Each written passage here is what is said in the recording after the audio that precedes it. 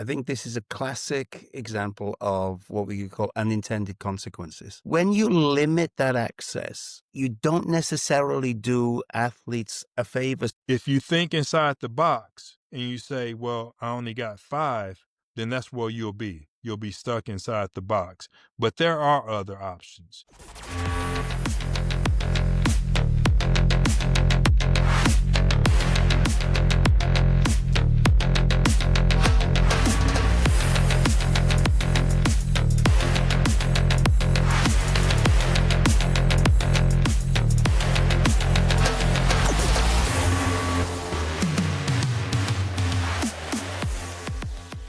We're so very fortunate to have 3 phenomenal partners of the podcast. Play, Rock Daisy, and Output are all companies that I've worked with for many years and fully endorse. Make sure that you support them when you can, or let them know when you see them how much you appreciate them being part of this podcast. Hey guys, welcome back to the CEO Strength Coach. I'm your host, Ron McKeefery, and I am super, super excited about these 2 gentlemen you see on the screen, Dr. Pat Ivey, Dr. Ian Jeffries.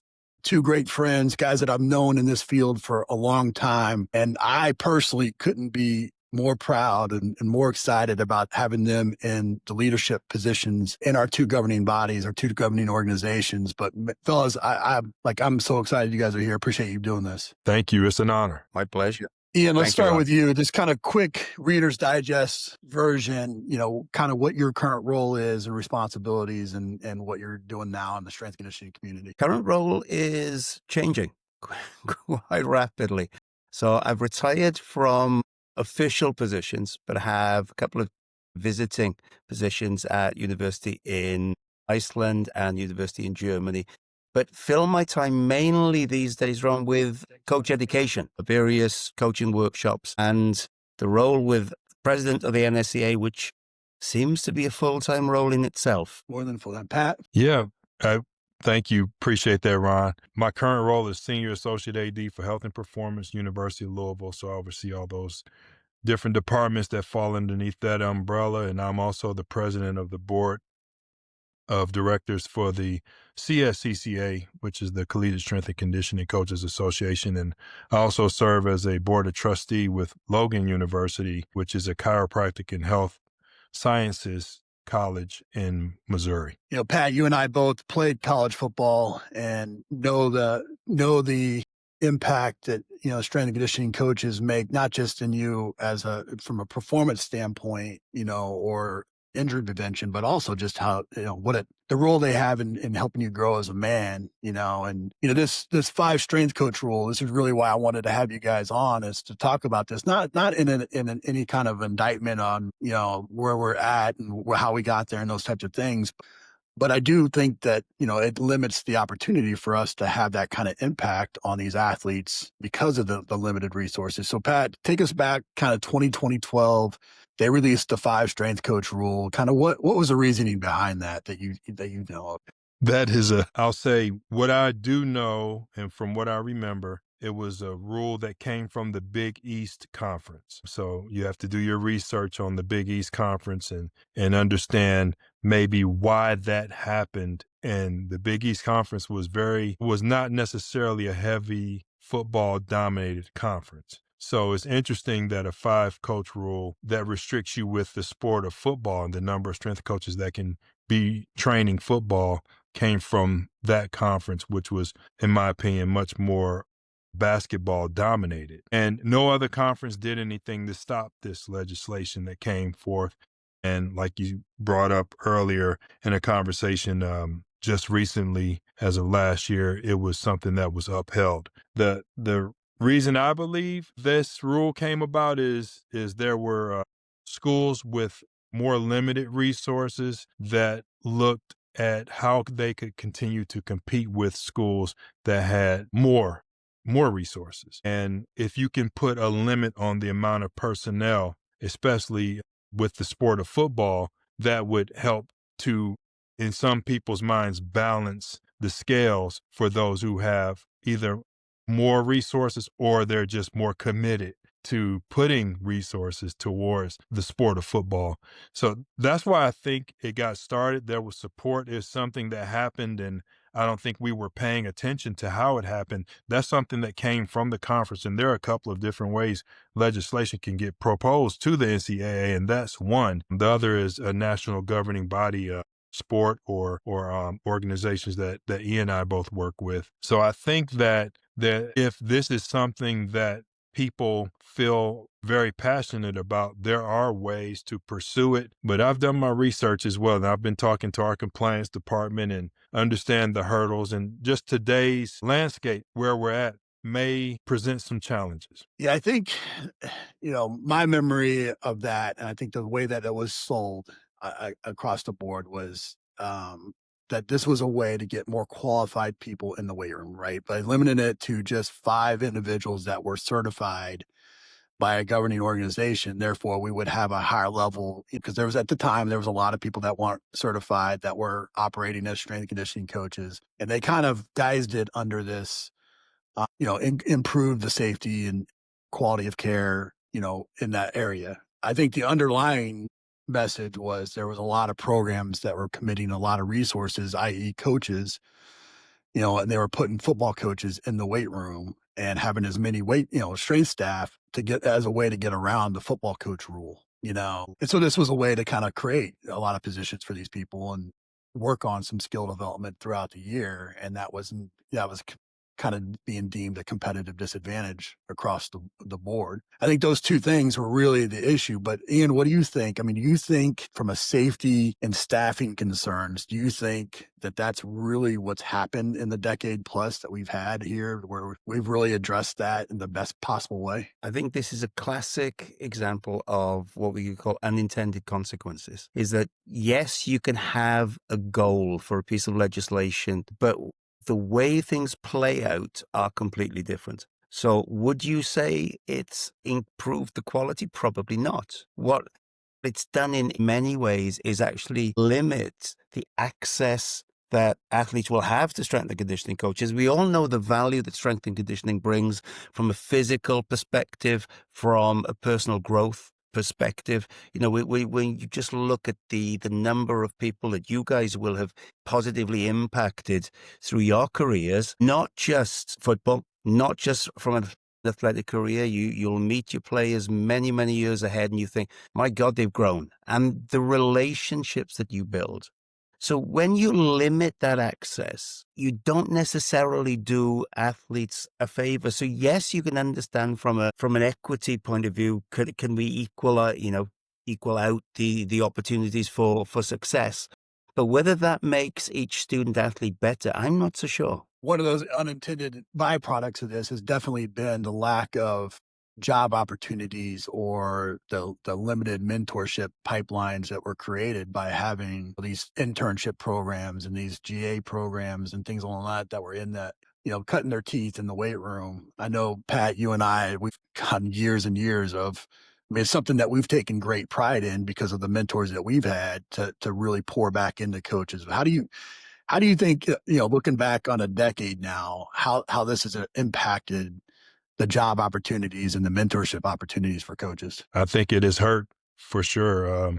Thinking back to when we came up, Ron, you worked track, you worked golf, you worked basketball, baseball, wrestling, these other sports, and you coached football. And that gave the head strength and conditioning coach, who was probably over all of the training for all of the athletes, it gave that person the chance to cross train a full staff rather than, once this rule was in place, it separated out those who were working Olympic sports and those who were working football. There's so many aspects to being able to learn and develop under the head strength and conditioning coach. Most of the most experienced strength coaches were working football. And so you took that away from the Olympic sports with this rule. And you're right about the GAs. Those positions faded away, especially working with football. If there were some GA positions, they were on the Olympic side. Now you have GAs, younger directors on the Olympic side versus your more experienced strength coaches on the football side. Generally speaking, it caused some inequity there and loss of continuity between the training, the education, being able to bring an intern in a volunteer, an intern, a paid intern, promoted to a GA, promoted to a full-time assistant, promoted to an associate, then a director. It took those things away from the full staff and the development through the most experienced directors in most cases. So it definitely hurt. I think we've had to adapt, and Olympic staffs have continued to increase, but we're at a point now where that's not happening anymore. No one is looking to increase more staff with the landscape that we're facing right now. Yeah, I know for me, just being at, a couple of, the more prominent programs in the country the last couple, I've only hired my last probably 10 strength coaches that I've hired have been head strength coaches that I hired as assistants because you don't have this kind of pipeline that you're talking about where you're graduating these coaches through different levels of responsibility so that that they're prepared for what's going to come at them at maybe one of these more higher profile type jobs. You have to know, like, if we make a mistake now, you being at Louisville or places that I've been, like that's on ESPN. That's not something that's just going to be kind of in the local newspaper. Like that's going to be on ESPN now. And so it's limited giving younger coaches opportunities that, maybe they're the better person ready to go from an intangible standpoint, but just not having sat in that role and seen it from that perspective. It's limited me from hiring those people. I know that for sure.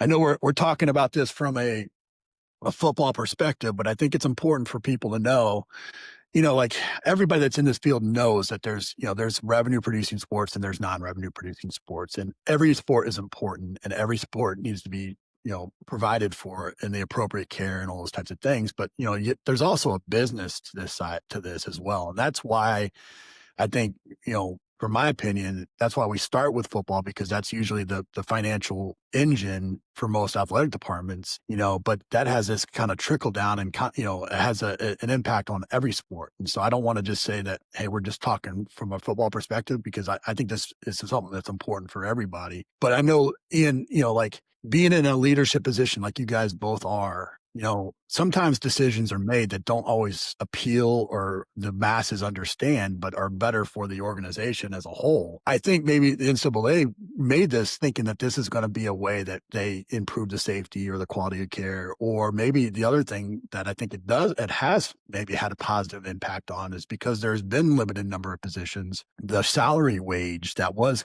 drastically low back in 2012 compared to their football counterpoint other areas. But those positions, their salaries have increased drastically over the course of a decade.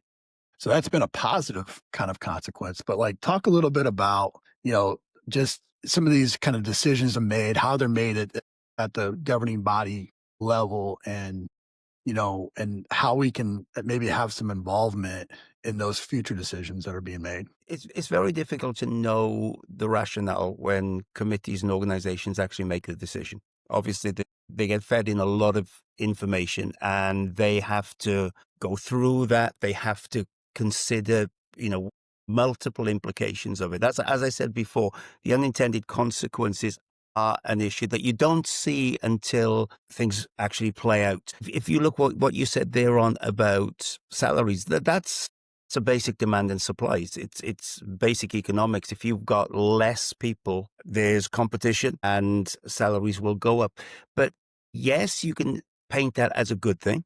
But if people haven't got the pathway to get onto that, what you've then probably got is fewer well-paid people, but much more difficulty to get into those positions in the first place. So it's a different landscape. It's not necessarily better, not necessarily worse, but very, very different. And I think where that affects us as organizations is, how do we best prepare the next generation of strength and conditioning coaches? Because the mentorships that you guys would have been through, the internships, the graduate assistants, that may not necessarily be a route. So it could be that we have to think wider even than college athletics and have pathways that our young coaches can get into to be able to earn a living. Yes, we want them to be able to have these roles in athletics, but I think the reality is now there are going to be more and more people working in private sectors, even getting into high school coaching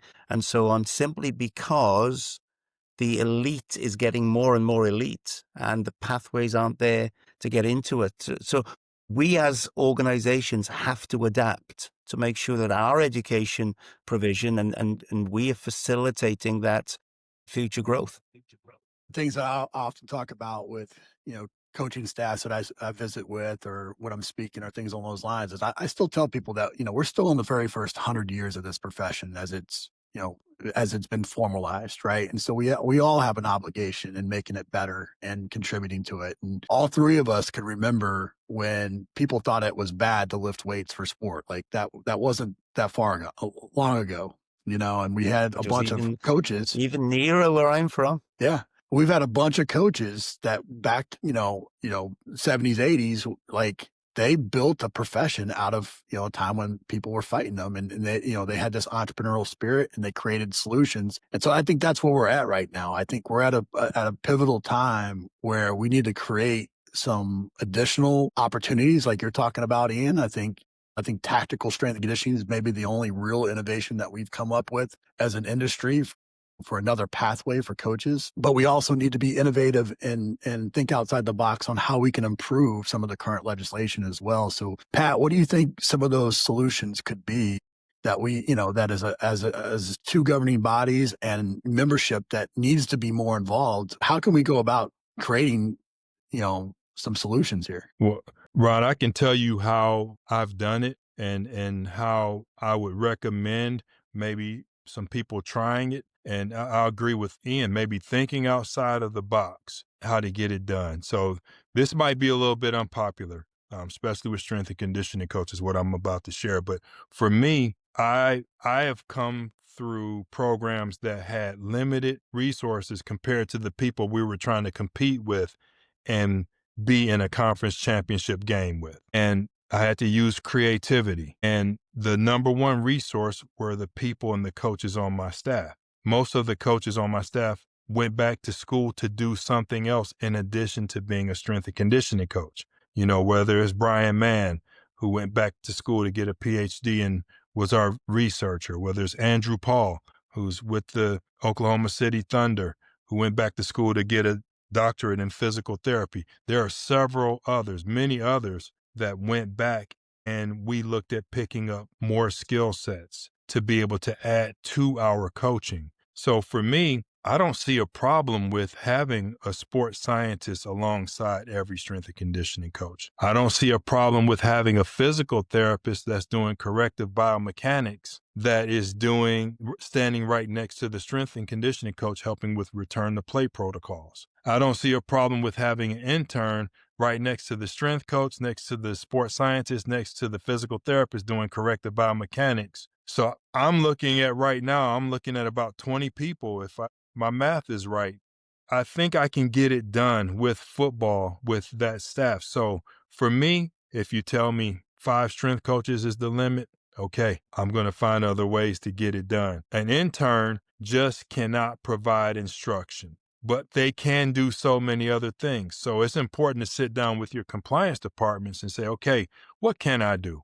What are the options here? My strength and conditioning coach is going to be running quarterback, and I need other players around each one of my strength coaches to create this team. I don't see a problem with having a nutritionist right next to the strength coach, next to the physical therapist, sports scientist. I don't see a problem with any of that, and those people are all working together. But if you think inside the box and you say, well, I only got 5, then that's where you'll be. You'll be stuck inside the box. But there are other options. And it's important. I met with my compliance person, more than one, before this podcast, just to run some ideas by them. And as long as you have a plan up front before you start and you have an organizational structure and you disclose that, then you can find ways to expand.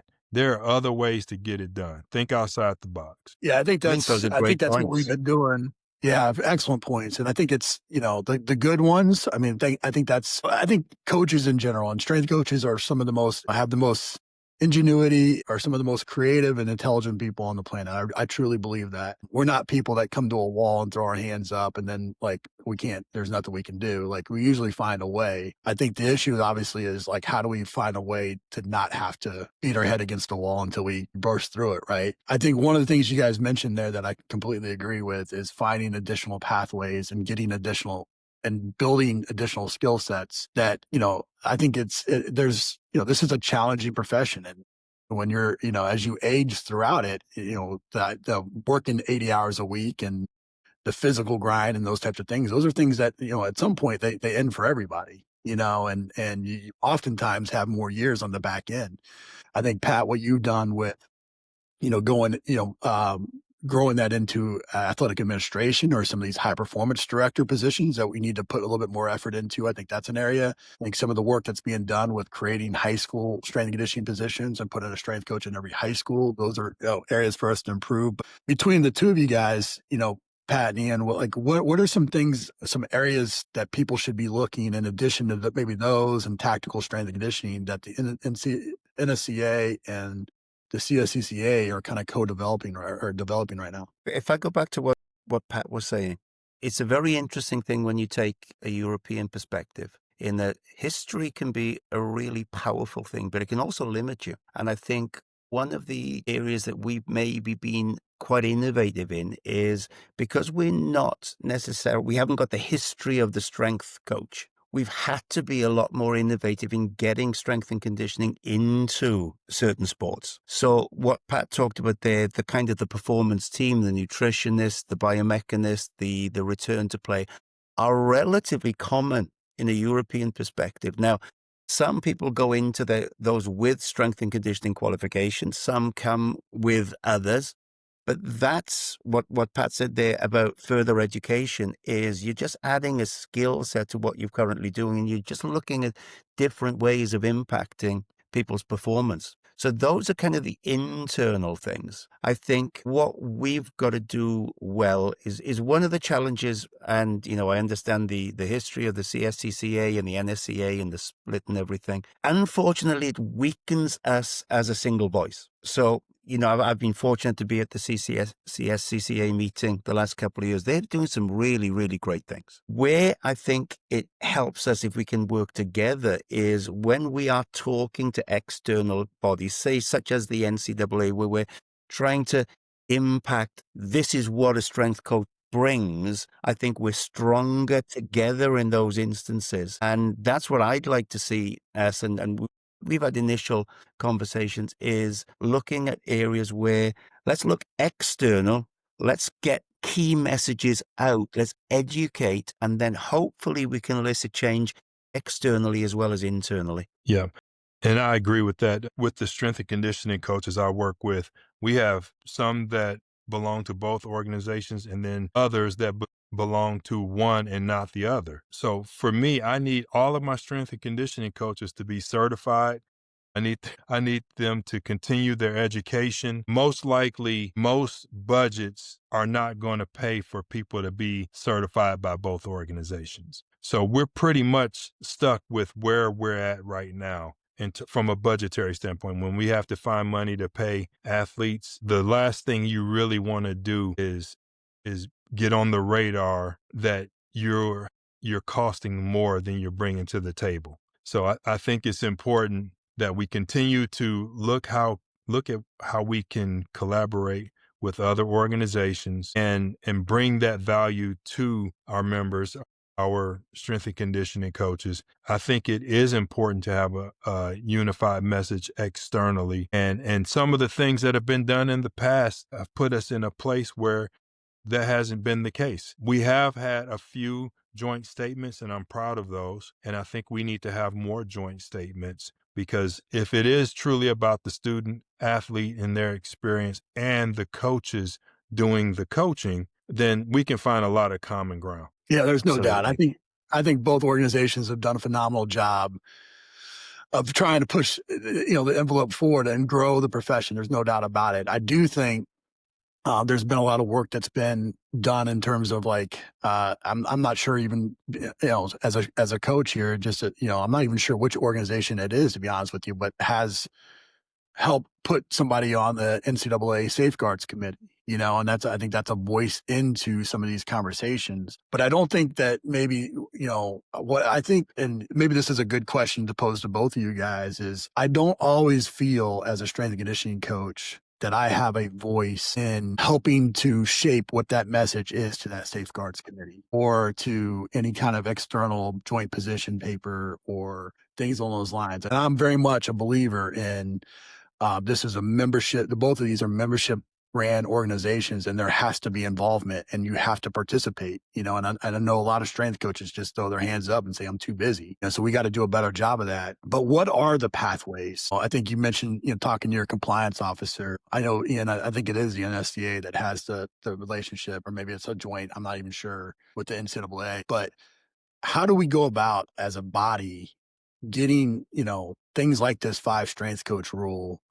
That I think is, outdated now because of the recent ruling in June 2024 of having as many football coaches as you want to have. How do we go about changing that legislation from 2 governing bodies and a membership that wants it changed? I think, what somehow we've got to collate the effects that this has had, positive, negative. And then we've got to craft a message that says, look, this is an alternative. This is a different way of doing it. What we would hope is that if this could change and we could look at this, these would be the results we would expect. It's the message that we craft. And I agree with you totally there on, is we've got to get the right people giving this message out, creating this message. It would be wrong to be me. I don't have enough inside knowledge. I would be more than willing to help. But if you can get the right people around the table, and then that's where that power starts to come. And then you've got to hope getting in front of organizations such as the NCAA, it's not easy, but there has to be a way. It takes a lot of effort, and there's got to be willingness at all levels, from the top of the organization, but right down to the people who are going to create the key message. I agree. And to build on what Dr. Jeffries is saying, Ron, I think you got to have data. If you collect the data, qualitative and quantitative data, and be able to produce some sort of report to show the effects of the decisions that have been made, and maybe provide some suggestions of, alternative solutions. That I think that could help. I think us understanding the legislative process is important as well. You have to Yes. understand how proposals can get submitted, but it's also important to understand the landscape and how the NCAA is adapting right now. Right now, there is a moratorium on new initiatives and proposals being passed. They want to focus, it's more of a batch and bunch focus. So if right now it's more about eligibility, and if there are things that we wanted to propose that fell within that eligibility bucket, then we probably have people listening. We have a voice, because right now that's what the focus is. So you have to understand at what periods of time throughout the year, when the legislative process happens. I think they meet 3 times a year. Okay, what needs to happen before those meetings? What happens at those meetings? Who is at those meetings? What's decided at those meetings? How do things get decided at those meetings? How do they get discussed? Generally, we don't know how those processes work, but there are people who at our universities, they understand that. So if it's something that's going to impact the sport of football, which is what we're talking about, and it is brought either from a university to the conference or from a governing body, and it's brought to the NCAA through one of those 2 avenues, then it's still going to go up for a vote. After it goes through the committees, it's still going to go through a vote. And who's voting? It's going to be the compliance department submitting the vote after they consult with the head football coach. So if the head football coaches, if the majority of the head football coaches wants this and it makes it that far, and then they vote on it, and then they tell their compliance department to submit the vote in favor of expanding whatever it is. Is it an unlimited number? Is it going from 5 to 6? Who's going to agree on what it should be? Like, it has to go through that process because that's how it happened in the first place. You have to go through this process. So if there's enough people committed to get together, to understand the process, to be able to provide the information that people will vote on, and then people vote on it, there's going to be a budgetary impact as well. So that's something to be concerned about. Some schools, more than others, are going to be more concerned about, we're going to add another football strength and conditioning coach when we are understaffed on the Olympic side. Decision makers in the athletics department are going to chime in, and they're going to use that. They're going to look at what's on the Olympic side, what's on the football side. They're going to go to all the Olympic strength coaches and say, hey, do you think we should add a football strength and conditioning coach? They're going to say no. And then your athletics director is saying, well, this is what I'm looking at. I got a football coach who says they don't care, or they might be in favor of it, or maybe they're being presented by administration. Hey, do you want that other analyst, or do you want another strength and conditioning coach? They're gonna say they want that analyst. I believe they're gonna say they want that analyst the majority of the time. So you have to overcome these administrative processes as well. So these are things to think about. Yeah, I couldn't agree more. I think that's why, I think it's important that we educate as much as we possibly can on those legislative processes and things like that, so people are not just some meathead strength coach in our weight room saying, well, I don't, why don't they just change this? So I think everybody knows that it's a bigger boat and it's harder to steer. There's a lot of different places that are things that go into effect. I also want to push back just a little bit, Pat, on that, because from the standpoint of, I think this is where people are struggling right now, as I think there's a threat right now with the latest NIL legislation and all the things that have come out. That, especially with this lawsuit that just went through, and every school getting hit with $20+ million, like there's a real, college, the fiscal model of college athletics is paper thin, and all of a sudden 20 million goes out for some of these programs. Some programs might be looking at cutting sports. Some programs might be looking at severely limiting positions and doubling up things. And so I think that there's going to be this opportunity. If all of a sudden some of these Olympic sports go away because they don't make money, well, the strength coaches that work with those sports are going to be affected by this. And if they can't potentially go to work with a sport like football or basketball, if they limited the number of positions for basketball or one of the other revenue producing sport, I think that's going to be, there's an immediate threat to the livelihood of some coaches that exist right now. And so I think I think that's one of the reasons why we have to push back on this rule a little bit, that there shouldn't be these limits for the safety athlete. There shouldn't be a limit on the number of coaches. It's just dependent upon how many coaches they can afford at their institution. But I do agree with what you guys are saying on the policy piece. What stops us as organization from doing something like what the NATA does, or something along those lines, where they actually go and they communicate throughout the year on different policies and different vision casting type of initiatives, and then they turn around and they vote as a governing body at their national meetings, and there's always some sort of position that the organization has put out at their national meeting, to where it doesn't just seem like it's just a conference for continuing education, but it also seems like it's a business meeting for moving the profession forward as well. I know we do those things in some scale, and I'm not, again, it's not an indictment, but how can we maybe do that more often, to where, we feel like when we go to these meetings, we are making change and we are having an input into some of those initiatives. I think it's difficult to compare our organizations with organizations such as the NATA, because they're much more homogeneous to some extent. If you look at strength and conditioning with the NSCA, for example, we have people working in the tactical field, we have people working in high school, we have people working in the private sector. All those jobs are very, very different. There isn't kind of legislature that requires certain qualifications in many of those instances. So it's difficult to fight on one particular front. I think organizations such as the NATA have an advantage over us in that.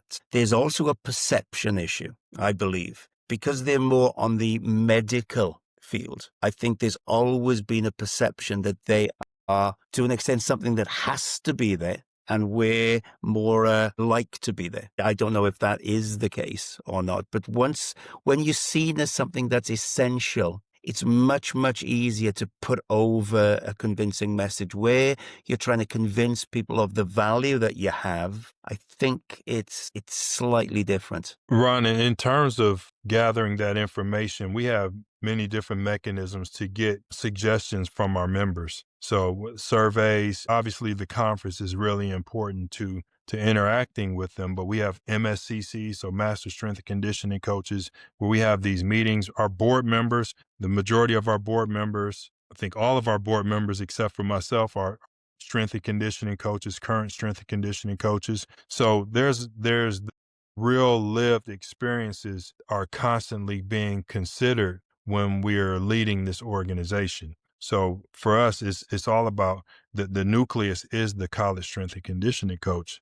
And we're here to help others. We care about tactical, we care about high school and professional strength coaches as well. But we know on a college campus, there is a lot of research being done. There's a lot of resources, and that's where you can bring in the Olympic strength and conditioning coaches, and you have the opportunity to with football. You have some opportunities to do some education with both on both staff. So I think that if this is something that our members want, they have a mechanism to be able to express that. And then with our board meetings, these are things we discuss constantly.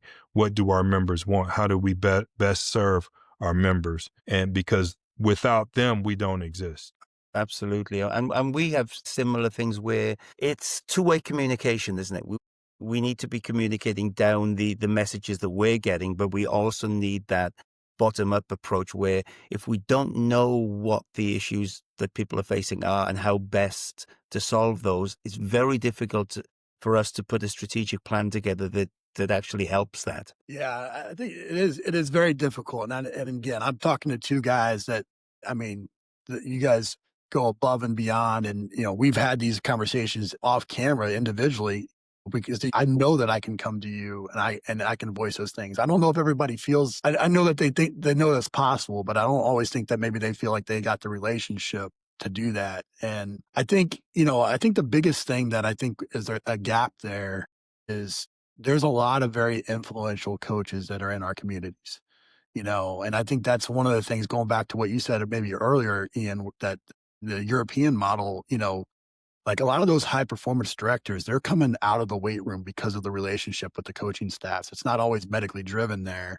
like maybe it is here. And I think we have the ability to go and activate these stakeholders, whether it's the chief medical officer or it's the head athletic trainer or the athletic director or the football coach or the basketball coach or any sport coach for that matter. I think what we have to do, I think the gap there is setting the vision for policy change and then getting that communicated and then turn around and activating those coaches to be able to go and fight some of those battles and gain those stakeholders. Because you're right, Pat.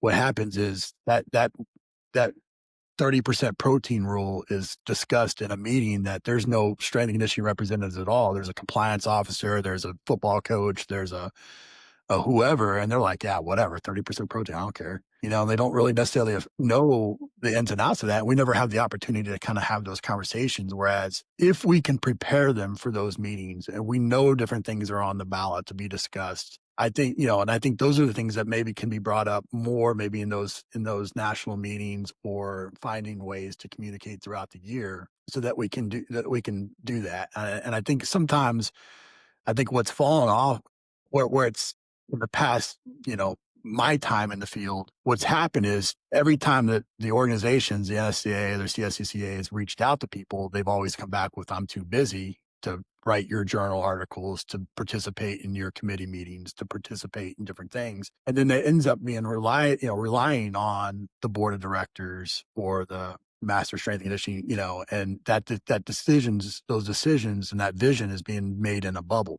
And so it starts with us. You're right. Like, I think there's got to be more communication bottom up for sure. I think there's also got to be some coming back the other way with, hey, look, now here's the vision. Now we need stakeholders. We need to activate this, and everybody has a relationship, and this is what I need being done throughout the year. But I know we got the right guys leading this right now. And I think it's very rare that hasn't been in my time in the field that we've had two PhDs, two practitioners, two academics, two practitioners, and two people that have, that have the likeliness, the likeness, I guess is the word, of you two guys. And so I know that we have the right people leading us. I know things are being done in a really good way. I guess just to kind of an ending conversation or ending question, where can we get better, as a community? What can we be doing right now?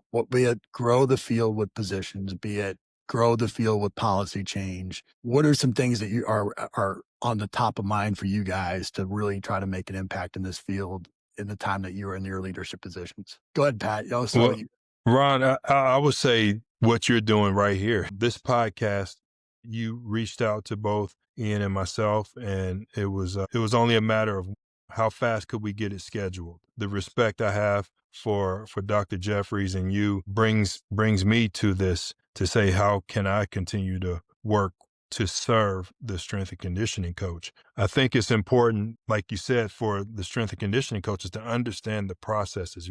We can't complain. We have to plan.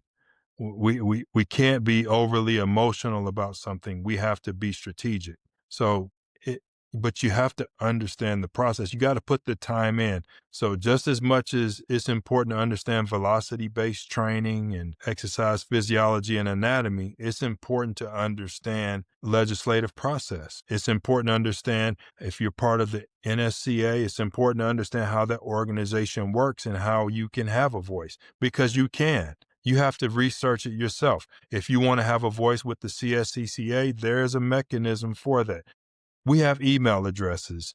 There is not one interaction, one reach out that from our members that we don't respond to. That is our job, to respond to it and to listen.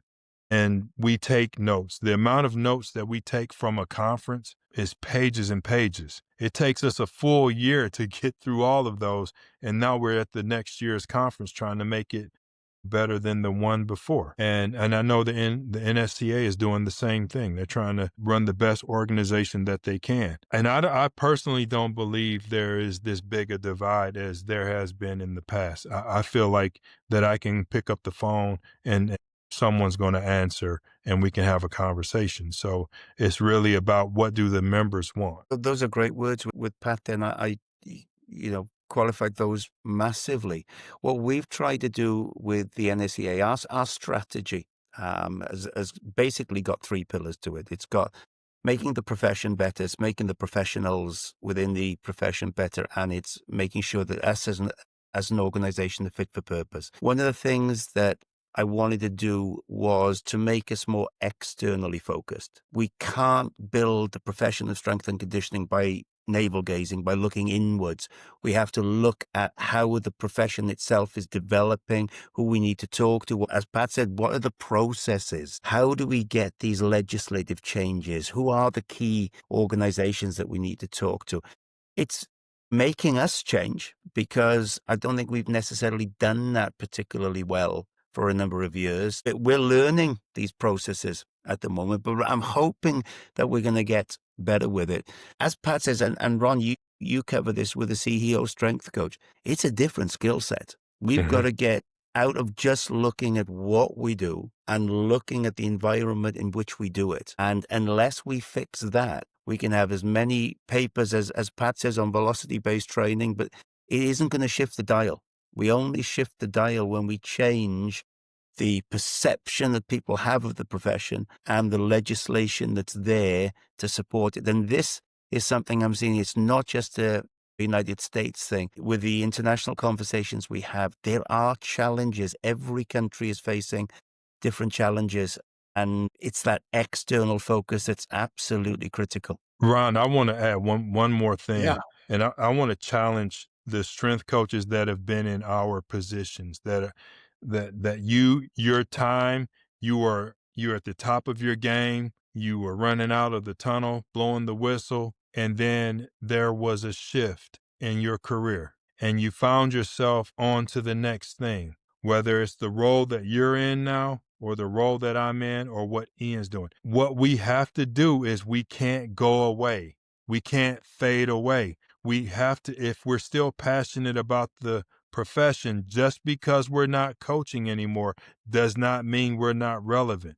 We have a ton of experience. So, for the strength coaches who aren't coaching anymore and you've retired, or you think you still want to coach, like, we can use you. We need you. We need your experience. We need your voice. So maybe the younger the strength and conditioning coaches in their season, you're in your prime. Okay, they're busy coaching, but there's others that we can use that we need to listen to. We need to value them. Just because they're not coaching anymore doesn't mean they forgot everything. They can give more now. And so this is an encouragement to Ian and myself to make sure we're engaging our strength and conditioning coaches with all of that experience who may have a little bit more time to contribute to this, but it's a message to those strength and conditioning coaches too, to don't fade away. Don't go into the darkness. You are still valuable. We still need you. 1,000%. Like I said, you have to participate. And I think that's something that I've tried to do throughout my entire career. Every time the CSCCA, the NSCA has reached out to me, I've said yes, whether that's speaking or writing or doing whatever, because I do. I feel like everybody has a obligation to give back to this community that's given us so much. And this was born out of a time when, people had to fight tooth and nail to get any kind of resources to even create the position, and we all have that obligation. You guys have done a phenomenal job, as I mentioned early on, but of getting away from the adversarial type of relationship that maybe there's been in the past. You guys, that's noticeable from everybody. And I think, people having this reductionist kind of thinking of either or, that like there's always an and. There can always be an and both organizations serve their communities and serve the profession in very specific ways. And so there's some overlap for sure, but like they're both needed. And I think there's more organizations that are needed, to serve this community. And the people that are listening might have that vision and create that. But like you said, both of you guys said a number of times, like, take action, contribute, be a part of this thing. And this conversation, I just wanted to stimulate a little bit of thought and show the great work that you guys have been doing to serve this whole community. But I know for a fact that I'm appreciative, and I know many other people are as well. And I just thank you guys for what you're doing, but also for coming on this show and having this conversation. Thank you, Thank you. Ron. And thank you, Pat. Yes, it's been a pleasure.